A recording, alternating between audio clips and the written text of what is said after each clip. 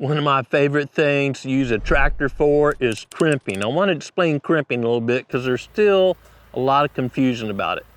Crimping is replicating the hooves of like a herd of buffalo, bison, and it's trampling the vegetation like a hoof, and it will crimp the stalk. Pull some up here. Don't like bearing the soil. Love seeing that good dirt on there. Every few inches. So when I do this, you can see where it's just crimped or bent. I didn't do that. I just put just a slight bit, and I'll do it again. And right here's another crimp. You can see where the stem was already broken. That only terminates when the seed is in the dough stage. Fully formed, each individual seed. So there's, dozens on there. And fully sized, but not hard yet. They're full of moisture. If you pop one, it pops open like a water balloon. You can see the moisture when I do this. Watch right there at my thumbnail. See that moisture coming out there? That's called the dough stage. My thumbnail's wet right there. That's when crimping works. If you crimp too early, it'll stand back up, like driving through your yard and you leave some tracks to your yard and your wife says, oh my goodness, and I said, honey, don't worry about it. 2 or 3 days later, that grass will stand back.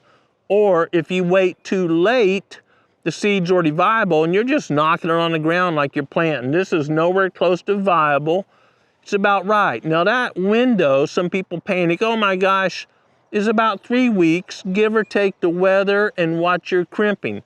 We've got mainly cereal grains in here, primarily still rye, some wheat, some oats. So it's laying down nicely when you look around. You see a few little things standing up. Maybe I skipped, I didn't drive right or whatever. Or it was a species that wasn't mature yet, but it's so little. There's no competition for the new crop. It's just a non-issue. That is crimping. Now some of the benefits of crimping, I think primarily what I like, and a lot of people like, we're not using a herbicide. Herbicides aren't evil, but they're not great, right? We're putting some synthetic chemical compounds into the soil. Plants are gonna take them up. They may wash over here in the creek or something. A lot of herbicides are really good anymore, but they're not the best, right? Crimping is much more natural. There's some other advantages crimping. You see this big thick layer of mulch here, and it's cloudy day, but if the sun was bearing down and it's 90 degrees, well, it's hitting this and the soil below, you see how that thick mulch is staying cool. And when it stays cool, moisture stays in the ground and doesn't evaporate. And then depending on the study you read and where you are in the soil type, 50% more or less of the soil moisture can be lost to what's called evaporation or transevaporation. But this is still, even though we haven't had a rain, still moist. And I can't even see where I planted right here. And that's what you want. The no-till drills slightly covering those seeds. This lays down, but those seeds have enough energy. They get warm and moist and they germinate. And they come right up through here. And as soon as they get light, boy, they really take off. But weed seeds, have you ever seen a ragweed seed or a pigweed seed or a mare's tail seed? Usually they're just like a fog or mist blowing in the wind when they're seed or pollinating. They're really small. They don't have enough energy on board in that little bitty seed, smaller than a clover seed, to germinate, make roots, grow a top, and get up through here to get sunshine to photosynthesize. They starve to death before they get there. That's one way crimping really suppresses weeds. Another way, if you've got cereal rye and some other plants, not all forage plants, but some other ones, cereal rye is the most famous, it produces chemical compounds called allelopathy chemistry, and basically it is killing other seeds so it doesn't compete with that plant. Now you're saying, well guys, you just planted in there, Grant. Well, that allelopathic chemistry is only good on real small seeds like most weed seeds are. You don't ever see weed seeds big like rolling around a pea seed or even a clover seed. So we're shading out and we have that allelopathic chemistry. Now, is that 100% successful? A lot of organic farmers use it, that technique, and they have a weed or two here or there. I'm gonna say this, it is certainly successful enough to keep the weeds at bay so they're not destroying your food plot. Will you have a ragweed or even a pigweed or something bust through? Yeah, but it's not gonna be a field full of them if you follow this technique. We call it the release process. Again, we're just releasing the Creator's potential. This is how the original system was designed to work. Stuff grows up, gets close to making seeds or whatever, the buffalo move through, trample it all down. Third thing, it's adding fertilizer. So bacteria will break this down. If you set a bale of straw in your living room at Halloween or something, it doesn't break down. The climate's probably controlled. Hopefully there's not that many of those type of bacteria in your house. It just sit there. You'd use it next year. You can set it on and watch, TV if you want.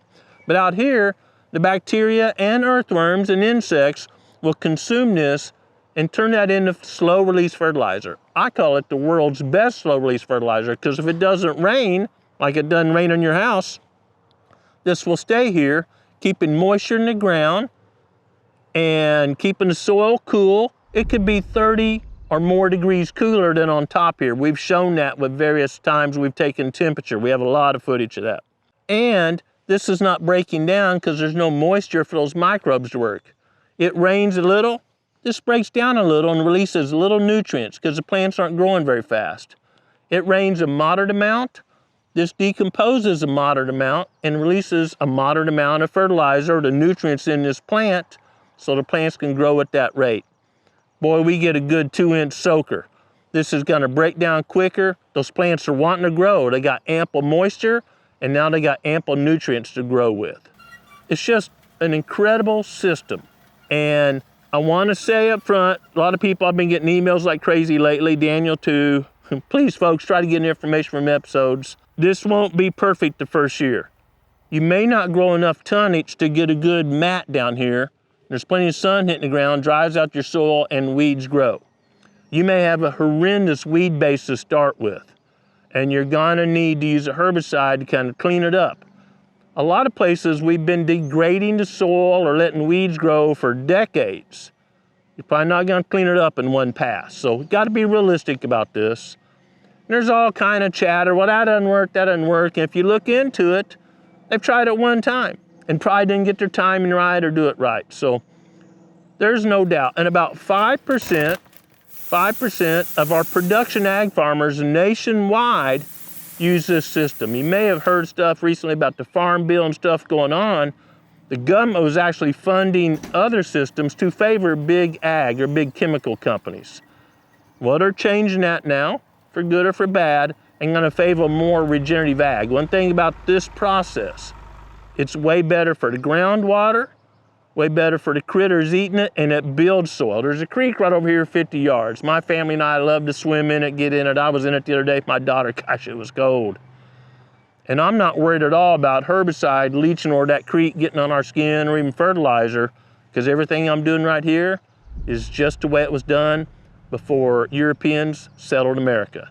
We call it the release process. Growing Deer is brought to you by Bass Pro Shops and Cabela's. Also by Green Cover Food Plots, Winchester, PH Outdoors, Moultrie, Steel, Fleet Outdoor Apparel, Morel Targets, Fourth Arrow, Soil Pro Outdoors, Scorpion Venom Archery, Case IH Tractors, Burris Optics, and Redneck Hunting Blinds. This is a natural process, and we all agree that natural processes are usually the best. They wane and flow. Natural processes for our life are the best too, and that natural process is recognizing the Creator, that He gave His Son as the perfect sacrifice for our lives so we could have a relationship with Him.